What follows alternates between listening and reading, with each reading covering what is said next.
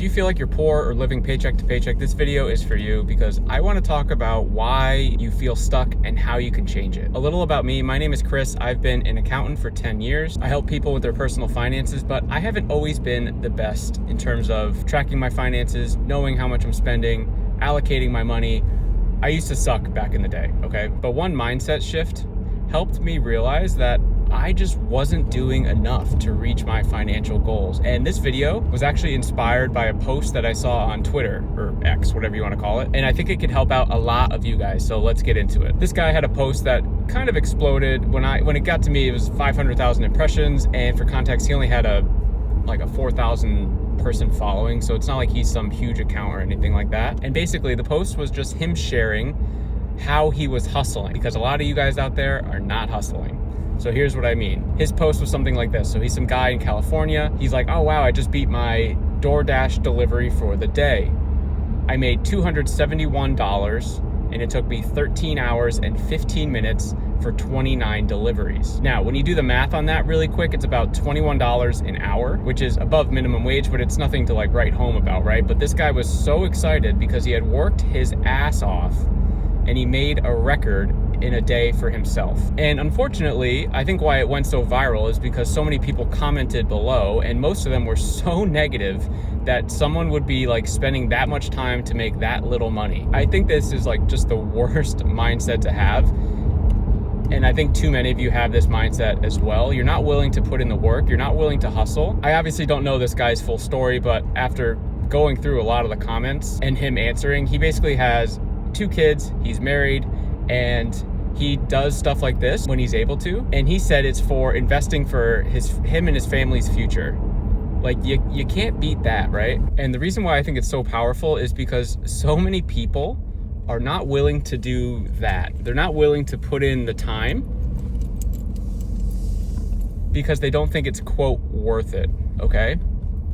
But meanwhile, if you're sitting there, if you feel poor or you feel like you're living paycheck to paycheck, the only ally that you have is time, because you right now need to trade time for money, and you're not doing it, right? Because I know many of you are probably sitting there there's no way I have enough time to do 13 hours driving around doing 29 deliveries, making $271. There's no way that's worth it. I don't have the time for that. And while you might not have time for that in one single day, you do have time to do something, right? And I challenge you to do this little exercise, which really helped shift my mindset. And it all started actually back at a corporate job that I had.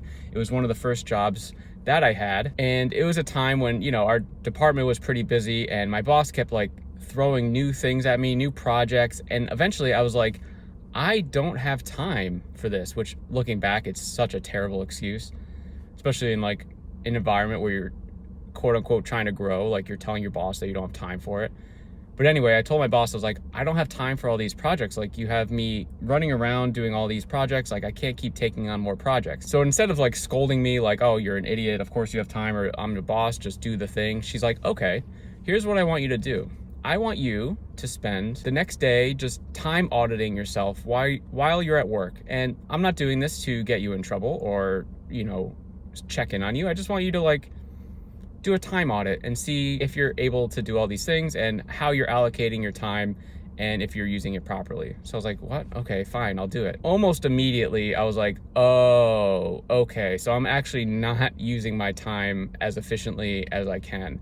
So it only took half a day, and I didn't even share the report with her. I just went back to her office. I was like, you're right, thank you. That's all I said, because I knew what she was trying to do. And I think in some way, maybe she saw something in me where she was just trying to push me.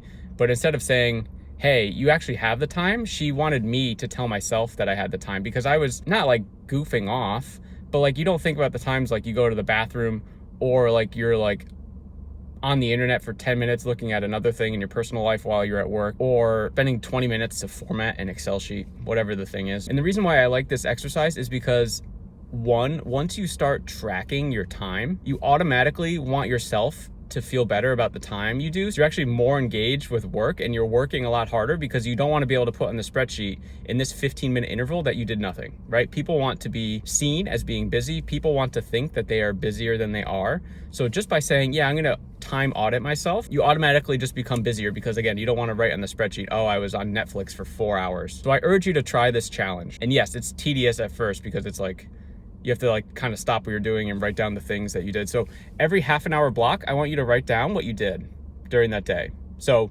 if you go to sleep at 10 o'clock, you wake up at 6 o'clock. So those 8 hours, sleep. And then maybe you had breakfast, and then maybe you exercised, and then maybe you drove to work. And then, right, you see how this is working? And just by tracking it, your mind, you're gonna want to be more efficient because you don't wanna look like a piece of shit later on to yourself, and have yourself, keep yourself accountable, I think is the best way to put this.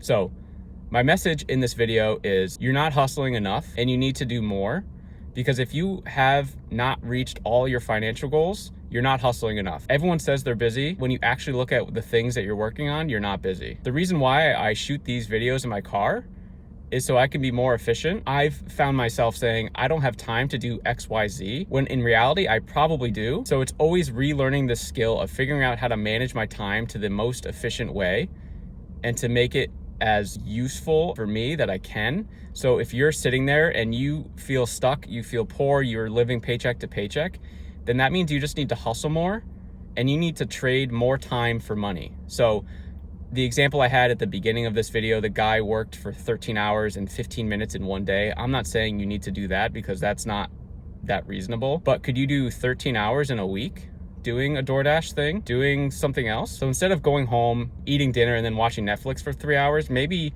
right from work, do DoorDash for 2 hours and then do that every day. I don't know. If you're poor and you don't like it, you got to do something about it. So what are you willing to do about it?